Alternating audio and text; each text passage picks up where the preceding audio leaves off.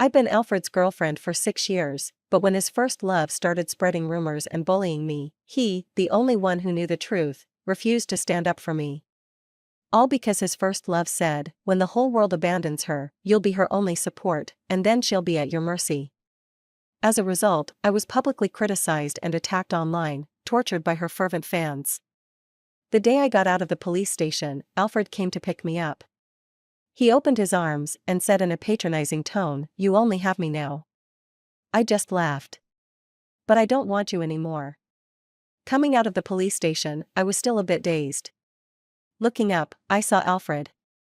Dressed sharply in a suit, he shone in the golden sunlight like a deity. "This is my boyfriend. His first love, Jennifer, is a popular star. All it took was a few tears on camera to pin the bullying label on me." Alfred knew everything, yet he wouldn't say a word to help me. Even the alumni who spoke up for me online were silenced at his request. All because of Jennifer's words, "When the whole world abandons Lynn, you'll be her only support, and then she'll be at your mercy." My personal information was maliciously exposed, and I was attacked online. My parents faced harassment from Jennifer's fans too. My dad fought to clear my name, but while seeking out alumni for testimony, he was in a car accident and couldn't be saved. My mom aged 10 years in an instant and fell seriously ill. I was kidnapped by Jennifer's fans. When the police found me, I was battered, a mere skeleton of myself. All this just because I fell in love with Alfred. A female officer, feeling sorry for me, helped me out and gently said, "Take care of yourself." Once she left, my legs trembled, and I almost couldn't stand. Alfred smirked, seemingly satisfied. After all, I should have learned my lesson. "Lynn, I'm here to take you home." His tone was casual. "Since you've suffered, I have good news for you." He stepped closer, looking down at me, his tone patronizing. "I've decided to marry you. Happy? You can think about what kind of wedding you want." I stared at him calmly. Alfred reached up to stroke my cheek, not caring about my scars and dirt. "Lynn, you only have me now." All my emotions burst into a soft laugh as I replied, "Go to hell, scum." Alfred's hand froze on my face. I didn't want Alfred anymore. If I could, I'd wish him dead right now. I hoped he wouldn't die well. I took a step back, distancing myself from him. His expression darkened as he slowly withdrew his hand, looking down at me. "Lynn, I'll give you one more chance to take back what you just said. If there's a next time, I really won't want you anymore." His commanding tone was laughable, yet I couldn't muster a laugh. I just couldn't understand why he still thought I needed him. I looked away, ready to leave. "Alfred." Jennifer's soft voice called from a distance. She approached, wearing sunglasses, her thin frame resembling a skeleton. I remembered how her fans whipped me and said, "Do you know how hard Jennifer works? To look good on camera, she diets to maintain her figure, even being criticized for looking like a skeleton. But what's wrong with presenting the best image on screen? She must be a hardworking girl at school, and you bullied her. I'll make you feel what it's like to be judged and bullied." And so she tortured me, causing me to develop anorexia. Now I was thinner than Jennifer, looking even more skeletal. She stopped beside Alfred, scanning me with pity in her eyes. Her fans said her gaze had a divine quality. "Oh my God, Lynn. How did you end up like this?" I glanced at her and looked away. Before I could take a step, Jennifer's voice rang out again. "Given how much you've suffered, Lynn, I forgive you. Let's forget the past." I suddenly felt that Alfred and Jennifer were a perfect match. They were both ridiculous. If I had any strength left, I might applaud them, or give them each a slap as a blessing. But I was utterly drained. "Lynn." Seeing my mom rush towards me made my tears spill over. She held me tightly. Although she had lost so much weight, her embrace was still full of warmth. In that moment, I could finally let go and faint peacefully. When I opened my eyes again, the first sense to return was my sense of smell. The scent of antiseptic reminded me I was in a hospital. "Lynn, you're finally awake." My mom wiped her tears and called for the doctor. After checking on me, the doctor insisted I stay for proper care and shouldn't rush to leave. My mom nodded tearfully, and after seeing the doctor off, she poured me a glass of water and helped me sit up. I fought back the tears, but the pain in my heart kept bubbling to the surface. It was all my fault. I attracted Alfred, which led to my dad's death and my mom's suffering. She wasn't in much better shape than me, but still took care of me. I gripped the glass tightly, a burning pain in my throat as if I had swallowed a hot iron. Mom, I'm sorry. She looked down, wiping away her tears, her voice trembling. You did nothing wrong. What are you apologizing for? The wrongdoers are the ones who framed and harmed you. She gently supported the bottom of the cup. Drink some water first. Just as I swallowed a sip, my stomach churned violently. I yanked out the 4 and stumbled barefoot into the bathroom, retching into the toilet with nothing to expel. I trembled, trying to rise, but my mom came to support me, and I heard her soft weeping. I didn't want her to cry or worry, but I couldn't even keep water down. This was the most helpless feeling. Let me help. A deep voice came, and the next moment, the hand supporting me became firm yet gentle, as if I were a fragile soap bubble. Turning, I saw a tall figure in a white coat. It was Edward. He was back. Edward and I were classmates from elementary to middle school, practically childhood sweethearts. But after middle school, he went abroad and hadn't returned even once. I never expected our roles to switch to doctor and patient when we met again. Edward helped me back to bed and reconnected my 4. Then he turned to my mom and said, I'm the doctor here now, leave this to me. You should go home and rest. My mom looked at me, clearly still worried. I glanced at Edward and softly said, Mom, you should go home. I'll worry about you here, and you won't be able to rest. Finally, she nodded, giving me a few parting words, before Edward escorted her out. They chatted on their way, and about 10 minutes later, Edward returned. Though we had been close as kids, it had been years since we last saw each other, and he returned just as I was at my lowest. I didn't know what to say, and even greeting him felt awkward. It was Edward who broke the awkward silence.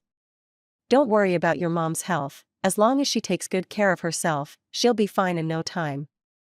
I looked at him in surprise.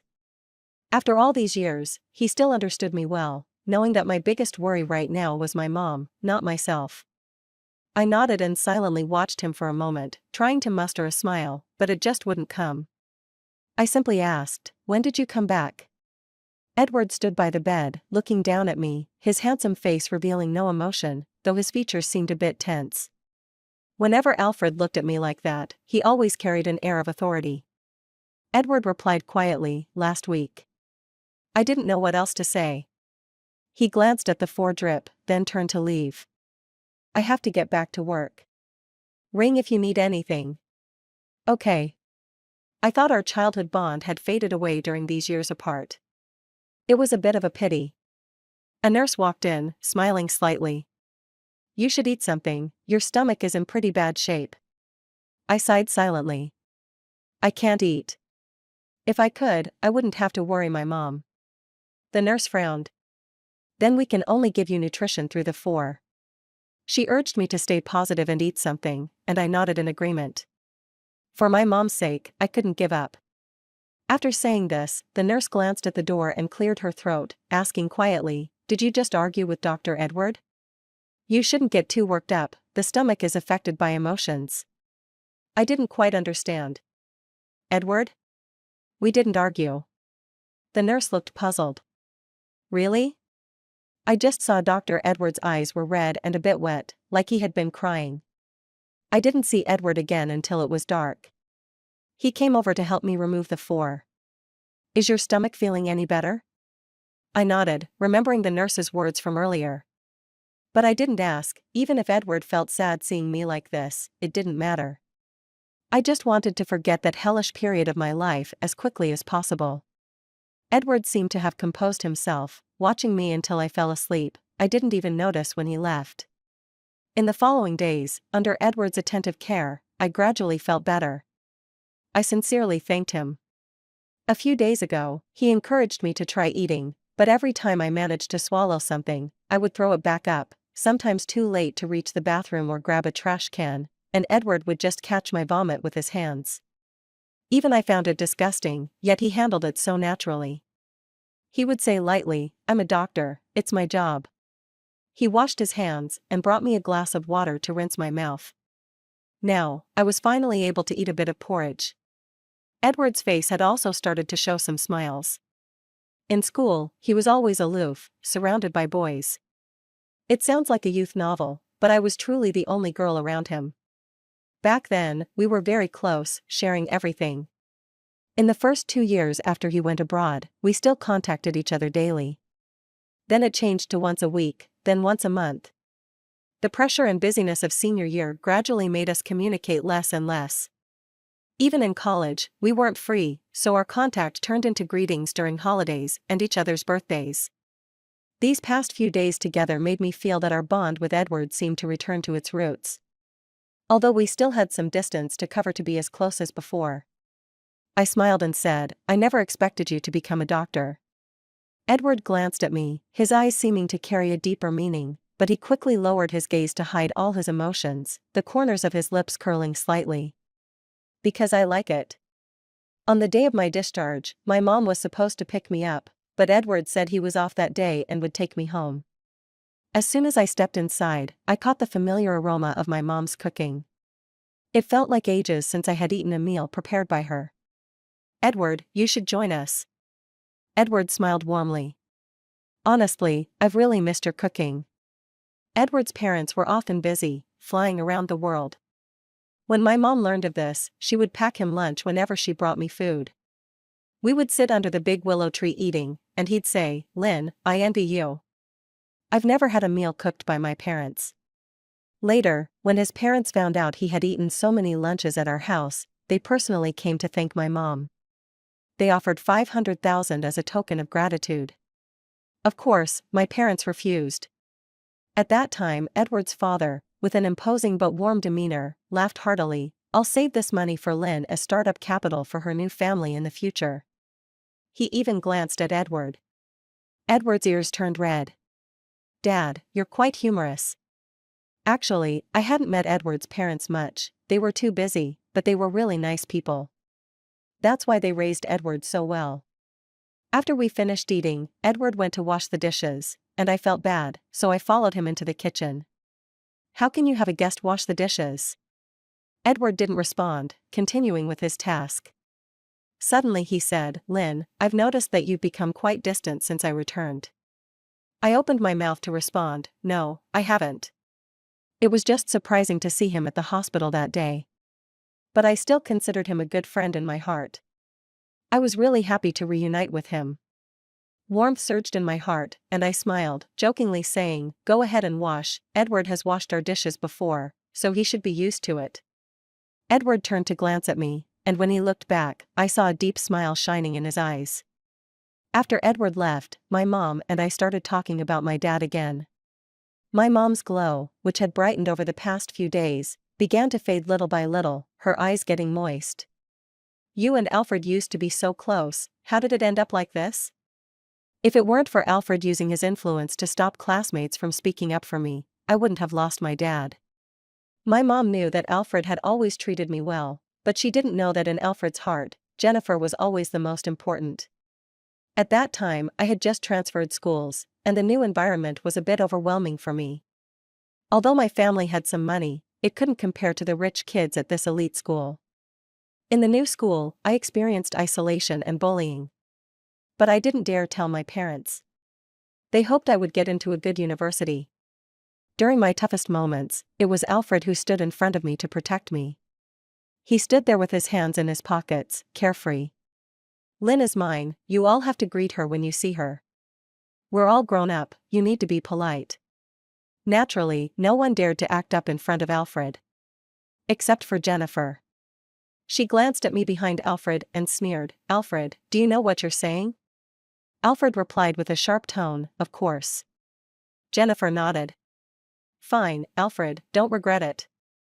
After that, I was no longer bullied, and thanks to Alfred, the wealthy kids treated me with great respect.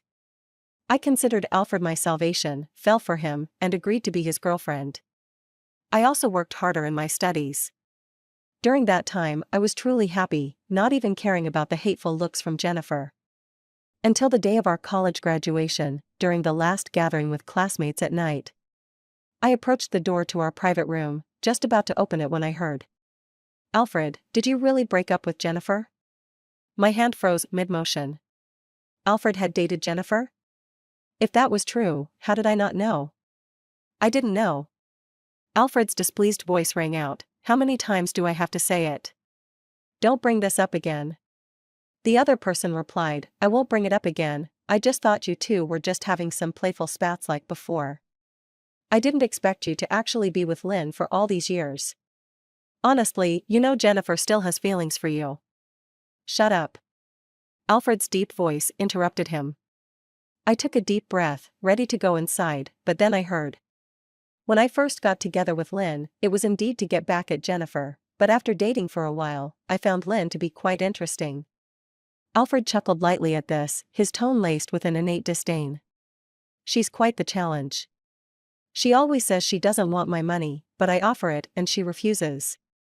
She's not like other women, she truly loves me. It's just that her temper is a bit stubborn. I don't like overly assertive women. But I really enjoy the process of taming her. As for Jennifer, I'm not going to stand around foolishly waiting for her. She was the one who suggested the breakup, I let her go. Honestly, it was quite amusing when she begged me not to leave. I released the doorknob, took a step back, and turned to leave. The summer night was stifling and hot, with no breeze, and I found it hard to catch my breath, my heart heavy. Alfred. How could he have become so unfamiliar? Suddenly, I didn't recognize him at all. Or perhaps he had always been this way, and I had never truly understood him. Though I was feeling a bit better, I still had to go to the hospital for regular checkups. I didn't expect to run into Alfred at the hospital. Of course, we were bound to meet. After all, there were still unresolved issues between him and me, and between him and Jennifer. Alfred wasn't here to see me, he had Jennifer by his side. Upon seeing me, Jennifer smiled gently. Lynn, it's been a few days since we last met, and you seem better, maybe a bit heavier than the last time I saw you. I didn't want to waste time talking to her and was ready to walk past them. But Alfred called out to me. Lynn, Jennifer is talking to you, didn't you hear? When did you become so rude? A wave of resentment surged within me again. They really didn't see me as a person, even now, they expected me to be polite to them. It seemed I had been too polite to them in the past. I silently took a deep breath and stepped back to face them. There was something flickering in Alfred's gaze that I couldn't decipher. He stared at me intently, took a step forward, and with a satisfied expression, reached out to touch my face. You've really taken care of yourself. Now that you're better, what about our wedding? Smack. The sharp, crisp sound abruptly cut off Alfred's words. My palm tingled and hurt, I really put some strength into that slap. Alfred's face darkened, and anger flared in his eyes. Lynn, how dare you hit me? Jennifer was momentarily stunned, but quickly reacted and stepped forward. Lynn, how could you hit someone? Before Jennifer could finish, I raised my hand again and slapped her across the face. Jennifer's eyes flashed with fury for a moment, but then she lowered her head, her voice softening. Lynn, how can you just hit someone like that?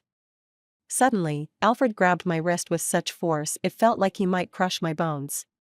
Lynn, are you out of your mind? He glared at me with wild eyes. Apologize to Jennifer. As long as you say you're sorry, I might still give you a wedding. Otherwise. I pulled my hand from his grip and looked at him coldly. Alfred, Jennifer, the matter of you two being indirectly responsible for my dad's death isn't over yet. I stepped closer to Alfred, reducing the distance between us. I may not be as wealthy or powerful as your families, but I have nothing left to lose, and I'm not afraid anymore. Just wait for me. With that, I walked past them and left. Tears streamed down my face. My dad was indirectly killed by them, and I wouldn't let them off the hook, absolutely not. Alfred stood there, frozen. Jennifer continued to weep in his ear. How could Lynn have changed like this? She never dared to speak to you like that before, let alone hit you. Alfred, are you really sure you still want her? A sense of panic surged within Alfred, an unfamiliar emotion for him. For a brief moment, he realized that this time, he might really lose Lynn. He felt scared. But this was Lynn. The Lynn who loved him so much, how could she really not want him anymore? She was just heartbroken after losing her father. With this thought, Alfred's panic slowly subsided. He was confident that it wouldn't be long before Lynn would come back to him. Alfred smiled and met Jennifer's tear-filled gaze. "All right, stop pretending. You weren't like this when you bullied Lynn back then." Jennifer wiped her tears and reverted to her spoiled nature. "This is just part of an actor's training. I'm simply using every opportunity to improve my skills." Alfred grew impatient. "Hurry up, aren't you feeling unwell? Let's get checked." Jennifer sighed softly, "I'm not unwell, I just want you to keep me company." Her frail hand climbed onto Alfred's shoulder. "Alfred, you know I love you. I've always loved you for so many years." Alfred seized Jennifer's wrist, looking down at her, and lightly shook her hand off. "You know I've long since stopped liking you." Jennifer's expression turned sullen, and she narrowed her eyes slightly. "Don't tell me you really like Lynn now." "Enough, Alfred. After all these years, haven't you had enough? Let's just be together, and I promise I won't throw any more tantrums." Alfred smiled casually. "Jennifer, I'm already planning my wedding with Lynn." The color drained from Jennifer's face bit by bit. No matter how unwilling she was to admit it, she had lost to Lynn, lost to that woman who didn't measure up to her in any way. She was truly unwilling to accept this. Alfred could see Jennifer's reluctance and sadness, but he didn't care. His gaze shifted past Jennifer, to the four tall men approaching. The four men stopped beside Alfred and Jennifer, directly grabbing them and dragging them into the elevator. Alfred struggled. "What are you doing? Do you know who I am?" Jennifer screamed, "Let me go, Alfred." But the two of them were restrained tightly in the elevator, unable to resist at all. In the end, they were thrown out of the hospital. I was completely unaware of all this. After my checkup, Edward drove me home. On the way, Edward suddenly asked, "Did you see your ex-boyfriend?" I wasn't surprised. This hospital was actually a private facility owned by Edward's family, featuring the world's top medical team. While it was open to the public, it primarily served the Edward family. I nodded. Edward's hands controlled the steering wheel, his long, fair fingers smooth like jade. Honestly, those hands would be better suited for modeling. But I preferred them holding a scalpel. Though I'd never seen it. I had always liked doctors since I was a child. In my first crush, I even said I wanted to marry a doctor when I grew up. I thought men looked best in white coats. I pulled my gaze from Edward's hands and said lightly, "He was probably here to accompany Jennifer for her appointment." Edward merely responded with a and changed the subject. The car stopped again in front of a psychological counseling clinic. After being discharged from the hospital, I began receiving psychological therapy. But I just couldn't forget the days of being kidnapped. I had nightmares every night. I would dream of my father, always in a car accident. I cooperated with the doctor's treatment because I had to get better. I still needed to take care of my mom and make sure that those indirectly responsible for my father's death got what they deserved. An hour later, Edward and I exited the clinic. As we got into the car, Edward suddenly said, "Lynn, you're not as alone as you think." I paused, looking at him in surprise. Did he hear my conversation with Alfred and Jennifer? Edward didn't look at me, he kept his gaze straight ahead. "You have me." His voice was low and soft, but there was a firmness to it, as if it carried an indescribable strength. My eyes stung. "Edward, thank you." He really hadn't changed at all, he was still the same Edward. "But this is my own business." "I know." Edward fell silent again. The car continued onward, entering the industrial park. Our small family company was located here, next to a small square. Edward parked the car there. He sat quietly, still looking ahead, but suddenly lowered his head, his large hand covering his eyes. Tears began to slide down his cheeks. "Edward?" My heart raced, I leaned closer. "What's wrong?" Edward's lips trembled as he lowered his hand. When he turned to look at me, his eyes were bloodshot. A chilling hostility seeped from that shade of red, like a blood-stained blade, sending a shiver down my spine. "Edward?" Edward locked eyes with me, his thin lips parted slightly, his voice hoarse. Lynn, I regret it. I regret going abroad, I regret only sneaking back to see you, I regret not arranging someone to protect you. And I regret giving you the chance to fall for Alfred. Lynn, if I tied you to my side and didn't let you go anywhere, would you hate me? I looked at him in confusion, completely bewildered. What was he talking about? Edward, you. Edward suddenly let out a low laugh, wiping away his tears. Don't worry, I won't really do that. I remembered what the nurse had said that day. So, he really was crying for me. Edward, you like me, right? Edward smiled again. Yeah, I like you. I've liked you for a long time. My heart raced, and I held my breath. Edward liked me. So, he studied medicine and became a doctor because of me, right? Just because I mentioned that I liked men in white coats. It felt like a hurricane was sweeping into my chest, making it harder to breathe. He hadn't come back for so many years. It turned out he had secretly come back to see me. Struggling to suppress my tumultuous emotions, I softly asked him, "Why did you secretly come to see me?" Edward continued looking into my eyes, his crimson lips parting slightly to reveal a hint of white teeth. Because I was afraid I wouldn't be able to control myself. I was taken aback. Then I heard him say, "You know? Lynn, every time I sneaked to see you, I wanted to stuff you into a suitcase and take you away. I even prepared a suitcase. But I couldn't do that. So I could only watch you from a distance. I was afraid that if I looked into your eyes, everything would spiral out of control. After all these years, I finally learned that Edward had these feelings for me." Edward's voice became deeper. "I really regret it now. I should have taken you away and not given you the chance to fall for someone else." Such possessive words, but I wasn't afraid. That was Edward. The Edward who had always treated me so well, he wouldn't hurt me. "Edward, you're back now. We're together again." "Yeah, we're together again." Edward lowered his head, then turned to look at me and suddenly asked, "Lynn, let's be together. Be my girlfriend, okay?" The sudden confession left me speechless. After a long moment, I finally found my voice. I don't want to date right now." Edward sighed. "Is he hurt?" Just as I was about to comfort him, he gave me a somewhat possessive smile.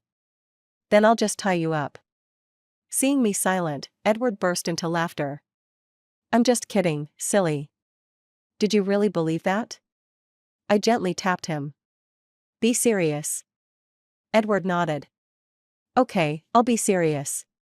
He really became serious, looking at me earnestly. "I'm waiting for you to completely let go of that garbage ex, so you can accept me sooner." I pouted. "I've already let go. If I hadn't let go of Alfred by now, I wouldn't deserve to be my dad's daughter." Edward dropped me off at the company and then left. My mom is currently managing the company alone, so I need to step up and help her.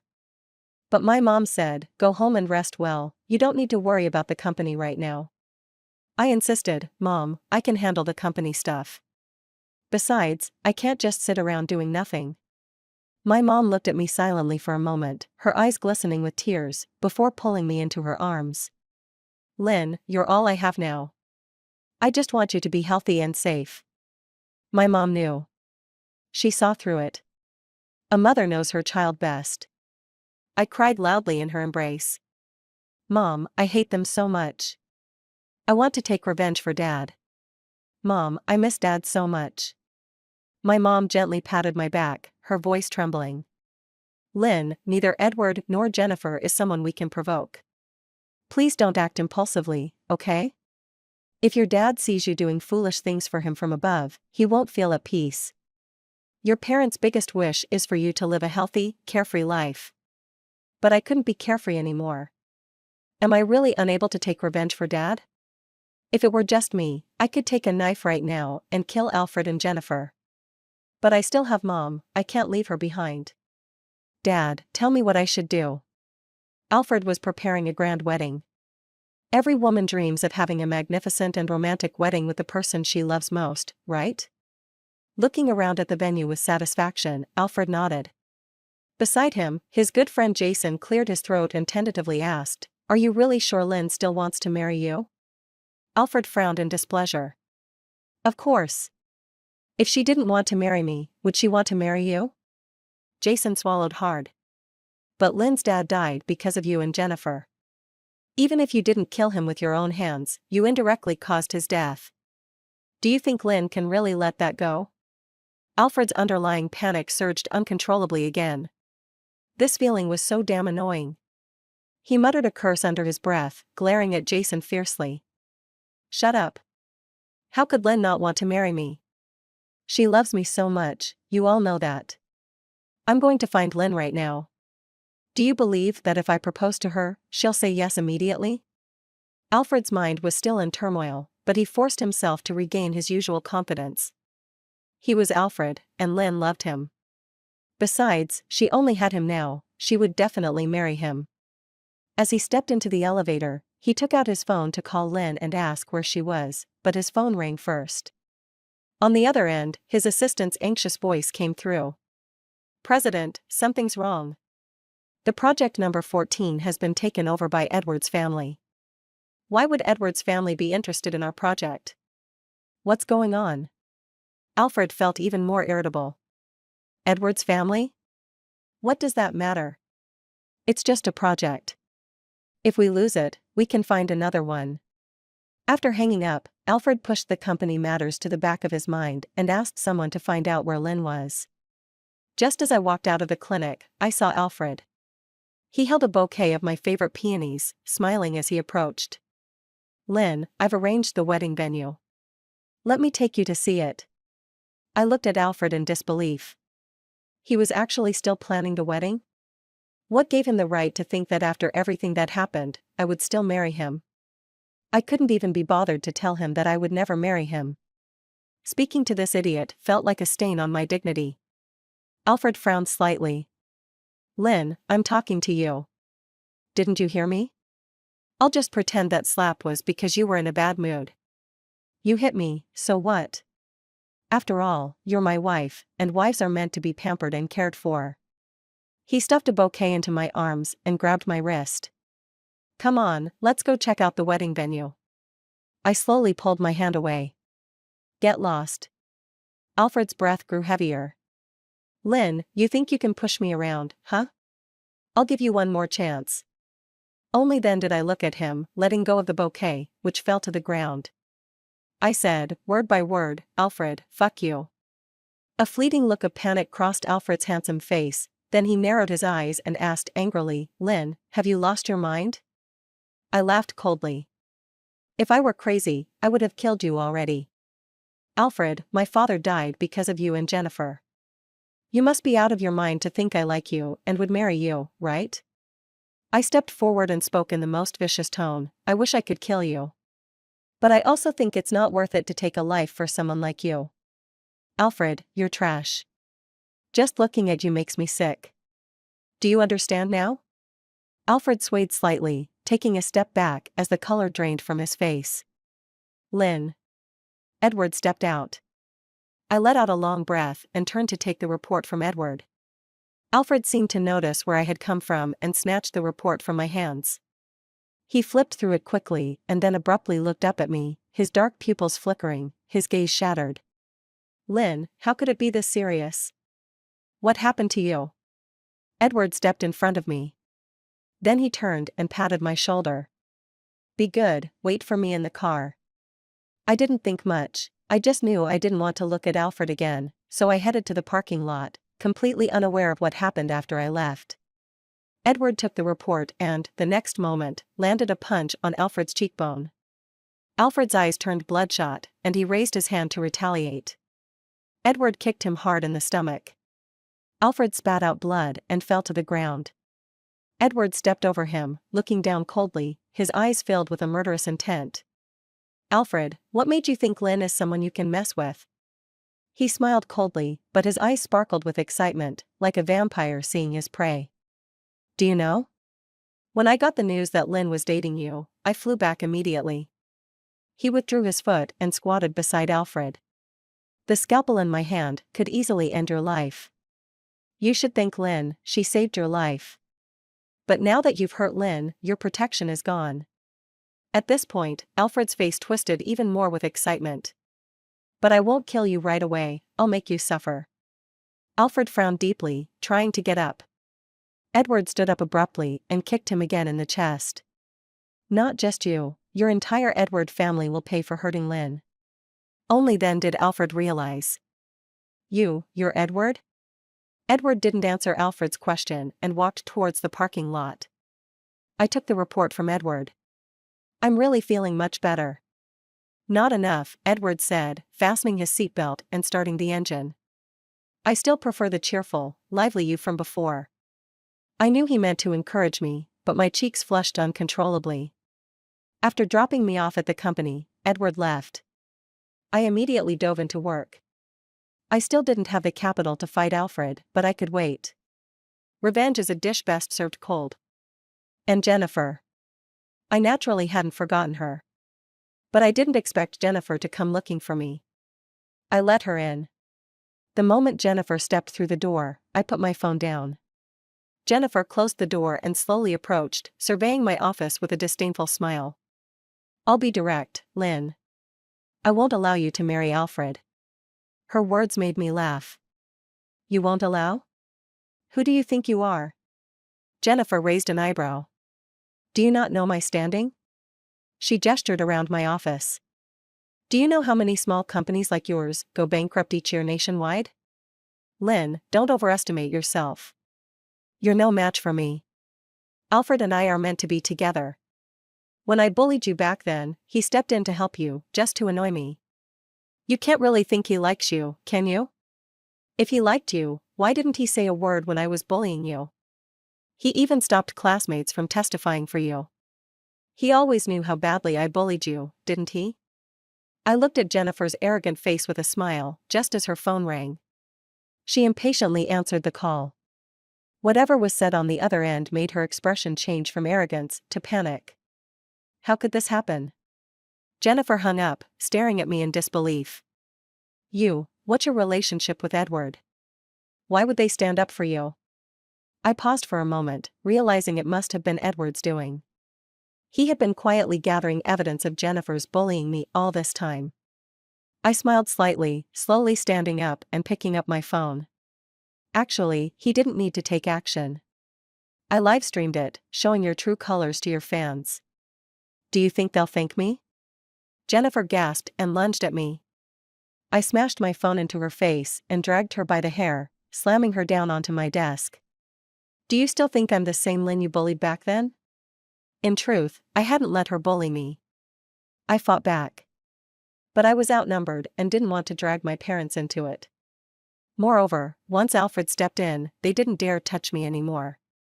But I wouldn't be grateful to Alfred anymore. Jennifer, you and Alfred are responsible for my father's death. Even without the Edward family, I won't let you go. Jennifer screamed and struggled fiercely. I shoved her away, looking down at her from above. Our matters are far from over. Jennifer panicked and ran away.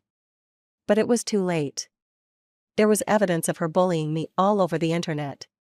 And my livestream delivered a fatal blow to her already shaky reputation, with her fans unfollowing her and exposing her disgusting deeds in the entertainment industry. In an instant, Jennifer became the target of public outrage online. Her family, who valued boys over girls, had intended to arrange a marriage for her, but now her reputation was tarnished, and no one wanted her. She was cast aside. Yet Edward didn't give up on attacking the Jennifer group. In fact, even without his intervention, their company's stock price had plummeted recently. Alfred came looking for me again. As I left work, I saw him standing by his car, smoking. When he saw me, Alfred extinguished his cigarette and silently watched as I walked past. Right there at the bustling company entrance, he knelt down. I coldly looked away, got into my car, and drove off. The weather was gloomy, and heavy rain poured down. Alfred didn't stand up, remaining on his knees. When I got home, I received several videos. All of them showed Alfred kneeling at the company entrance. I just glanced at it, put my phone down, and focused on my work again. Near midnight, my phone rang. Still working on my project proposal, I picked up the call. On the other end, I heard the sound of rain, followed by Alfred's hoarse voice. Lynn, can you forgive me? Alfred, I would never forgive you, even if you died. After hanging up, I blocked all of Alfred's contact information. But he wouldn't give up easily. The next day, he came to the company to find me. He looked sick, his face pale and his spirit low. Seeing me, a glimmer of light returned to his eyes. Lynn, I'm sorry. I really am. The past is in the past, let's just focus on the future, okay? Please. Lynn, I love you. I truly love you. I didn't mean to cause your father's death, I just wanted you to rely on me more. Lynn, I've never liked anyone as much as I like you, but I feel so insecure. You're like a kite, and I'm always afraid that if you break free, you'll fly away and never come back. I impatiently closed my eyes. Shut up, Alfred. It's not just that I can't stand looking at you, even hearing your voice makes me sick. Alfred's gaze shattered. Do you really not love me at all anymore? If I killed your dad, would you still love me? I asked, a bit agitated. Mentioning my father made it hard for me to stay calm. Alfred's eyes completely dulled. Suddenly, a sharp, piercing voice rang out from nearby. Lynn, go die. When Jennifer lunged at me with a knife, Alfred was the first to react. He threw himself at me, using his back to shield me from the blow. In the hospital. Edward told me, he's not in any life-threatening danger. I nodded. Edward fell silent for a few seconds before suddenly saying, but I want to tie you up again. Even though he took a knife from me, I won't love him anymore, I replied calmly. He owes me that much. Edward held me tightly. Lynn, you still have Aunt Lon and me. Let me take care of you and Aunt Lon from now on, okay? I nestled in Edward's embrace and nodded after a moment. His arms really made me feel safe. A week later, Alfred was discharged. I didn't go to see him. Jason came to find me and urged me to meet Alfred, but I refused. Jennifer was detained for attempted murder. What awaits her will be the law's punishment. With the Edward family's influence, the Gu and Shen families are struggling right now, and their reputation has taken a hit, making their decline swift. My small company, on the other hand, has taken on quite a few projects and even hired a batch of new people. My mom and I visited my dad again. This time, Edward was with us. I will make the company thrive and take good care of my mom. My dad should be at ease now. On the way back, Edward walked on either side of my mom and me. Before, I used to be between my parents. We can never go back. But I know Dad is watching over us from above. I looked up at the bright blue sky. Dad, I miss you so much. Dad, don't worry, I will live my life to the fullest, together with Mom and Edward. Rest assured. End.